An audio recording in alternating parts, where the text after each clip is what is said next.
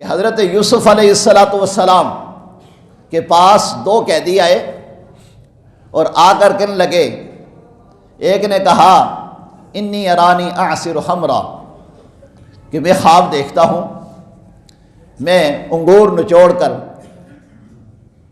اس کا رس نکال کر بادشاہ کو پلا رہا۔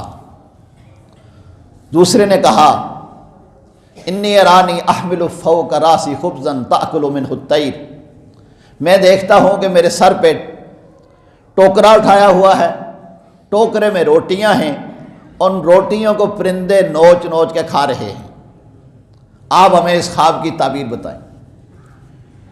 حضرت یوسف علیہ السلام نے فرمایا، اور یہ دونوں بندے ہی باورچی تھے عزیز مصر کے، بادشاہ مصر کے، دونوں کو کسی شک کی بنیاد پر قید خانے میں ڈال دیا گیا تھا۔ اب مقدمات ان کے چل رہے تھے، اسی دوران انہیں خواب آئی، دونوں نے آ کر خواب بیان کی۔ بعض کہتے خواب نہیں آئی تھی، ویسے اللہ کے نبی کا امتحان لینا چاہتے تھے۔ تو حضرت یوسف علیہ السلام نے فرمایا، جس نے یہ دیکھا ہے کہ وہ انگور کا رس نچوڑ کر بادشاہ کو پلا رہا ہے، وہ اپنے مقدمے سے بری ہو جائے گا اور اپنے عہدے پہ بحال ہو جائے گا، دوبارہ جا کے بادشاہ کو وہ پانی پلائے گا، اسے رس نچوڑ کے انگوروں کا پھلوں کا پلائے گا اسے۔ اور دوسرا شخص جو یہ دیکھتا ہے کہ اس کے سر پہ ٹوکرا اٹھایا ہوا ہے اور ٹوکرے سے وہ روٹیاں پرندے کھا رہے ہیں، وہ دراصل روٹیاں نہیں، وہ اس کی بوٹیاں ہیں، وہ بندہ پھانسی چڑھ جائے گا اور پرندے اس کے سر کو نوچ نوچ کر اس کی بوٹیاں کھائیں گے۔ جب حضرت یوسف علیہ السلام نے خواب کی تعبیر بیان کر دی، کہنے لگے جی ہم تو مذاق کر رہے تھے، ہمیں کوئی خواب نہیں آئی۔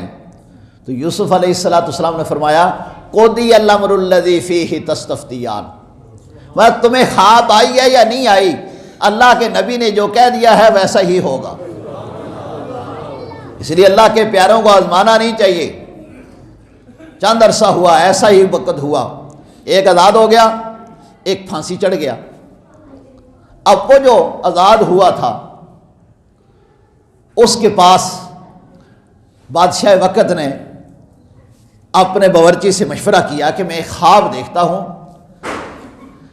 کہ 7 موٹی تازی گائیاں ان کو دبلی پتلی گائیاں کھا رہی ہیں، اور 7 ہری بھری بالیاں ہیں، ان کے ساتھ دوسری خشک بالیاں لگتی ہیں، وہ خشک ہری بھری کو بالیوں کو بھی خشک کر دیتی ہیں، مجھے اس کی تعبیر بتاؤ۔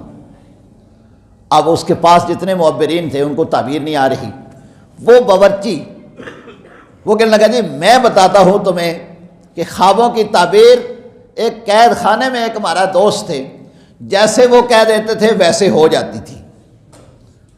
اب وہ حضرت یوسف علیہ السلام کے پاس آیا اور اس نے لفظ کیا کہے، اس نے کہا یوسف ایھا الصدیق، یوسف ایھا الصدیق، بات چلی ہے صدیق سے، اے پیارے یوسف صدیق، آپ نے جیسے کہا تھا ویسے ہو گیا، اب بادشاہ کو خواب آیا، آپ اس کی بھی تعبیر بتا دیں۔